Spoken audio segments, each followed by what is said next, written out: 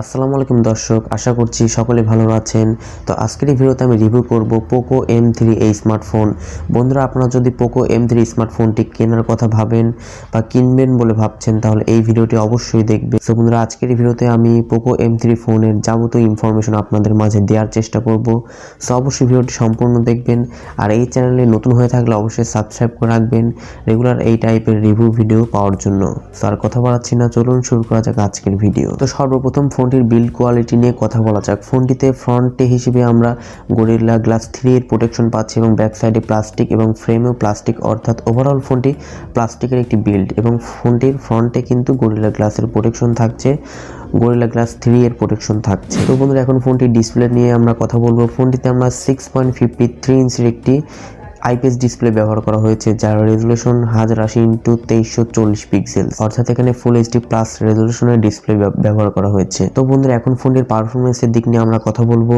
ফোনটিতে কিন্তু অ্যান্ড্রয়েড 10 এর সাপোর্ট রয়েছে এবং এর মিউ হচ্ছে 12 দেওয়া হয়েছে। এবং বন্ধুরা, ফোনটির প্রসেসর সেকশনে রাখা হয়েছে কোয়ালকমের স্ন্যাপড্রাগন 660-280 প্রসেসর এখানে ব্যবহার করা হয়েছে, যেটি হচ্ছে একটি 11 ন্যানোমিটারের প্রসেসর।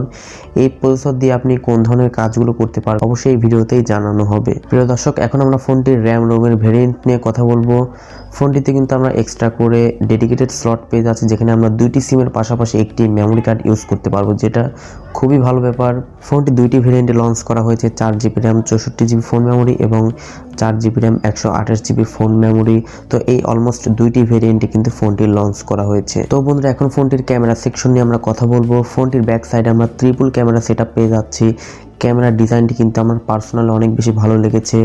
আপনার কেমন লেগেছে অবশ্যই কমেন্ট সেকশনে জানাবেন। তো ফোনটির মেইন ক্যামেরা হিসেবে থাকছে 48 মেগাপিক্সেলের একটি ক্যামেরা।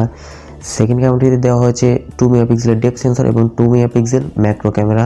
আমার কাছে কিন্তু অলমোস্ট তিনটি ক্যামেরায় কিন্তু অনেক বেশি মোস্ট পাওয়ারফুল মনে হয়েছে এবং ইম্পর্টেন্ট মনে হয়েছে। এখানে কিন্তু অপ্রয়োজনীয় কোনো ক্যামেরা এখানে ব্যবহার করা হয়নি, তিনটি ক্যামেরায় কিন্তু বেস্টই রাখা হয়েছে। এবং বন্ধুরা, ফোনটির সেলফি ক্যামেরাতে রাখা হয়েছে 8 মেগাপিক্সেলের একটি ক্যামেরা, যেটি তুলনামূলকভাবে আমার কাছে কিন্তু অনেক কম মনে হয়েছে। এখানে যদি 16 মেগাপিক্সেল কোনো ক্যামেরা দিত অথবা 13 মেগাপিক্সেল দিত, তাহলেও কিন্তু ভালো একটা প্যাকেজ হতে পারতো। যেহেতু ব্যাক সাইড এখানে 48 মেগাপিক্সেল দিয়েছে, তো সামনে কিন্তু 13 মেগাপিক্সেল অথবা 16 মেগাপিক্সেল দিলে আমার মতে ভালো হতো। ফোনটির সামনে পেছনে উভয় ক্যামেরা দিয়ে কিন্তু আপনারা 1080 পিক্সেলে 30 fps এ ভিডিও রেকর্ড করতে পারবেন। ফোনটির সিকিউরিটি হিসেবে আমরা সাইড মাউন্টেড ফিঙ্গারপ্রিন্ট সেন্সর পেয়ে যাচ্ছি। সাইড মাউন্টেড ফিঙ্গারপ্রিন্ট সেন্সর কিন্তু মোটামুটি ফাস্ট হয়ে থাকে, যারা ইউজ টু তারাই জানবেন যে সাইড মাউন্টেড ফিঙ্গারপ্রিন্ট কতটা ফাস্ট। তো অ্যাট লাস্ট ফোনটির ব্যাটারি সেকশন নিয়ে কথা বলা যাক। ফোনটিতে কিন্তু খুবই হাইলাইটেড একটি ব্যাটারি ব্যবহার করা হয়েছে, 6000 mAh এর ব্যাটারি ব্যবহার করা হয়েছে। এবং বন্ধুরা, ফোনটির বক্সের সাথে কিন্তু 18 ওয়াটের ফাস্ট চার্জিং সাপোর্ট কিন্তু দেওয়া হয়েছে।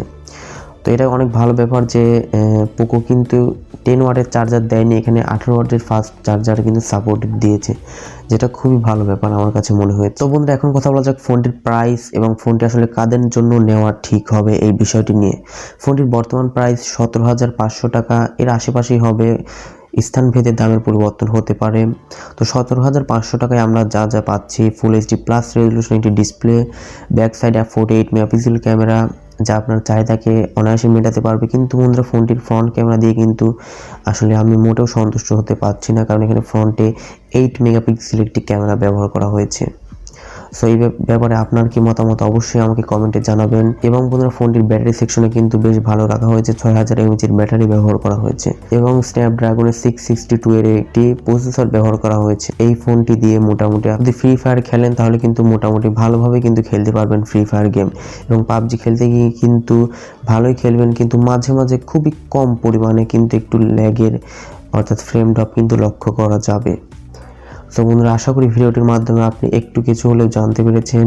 তো যদি ভিডিওটি ভালো লাগে তাহলে অবশ্যই একটি লাইক করবেন, আর পরবর্তীতে কোন ফোনের উপর রিভিউ চাচ্ছেন বা কোন ভিডিও সংক্রান্ত কোনো ইনফরমেশন জানার থাকলে অবশ্যই কমেন্ট সেকশনে জানাবেন। সো আজকের মতো এই পর্যন্তই, দেখা হচ্ছে পরবর্তী কোনো নতুন এপিসোডে। সে পর্যন্ত সকলেই ভালো থাকুন।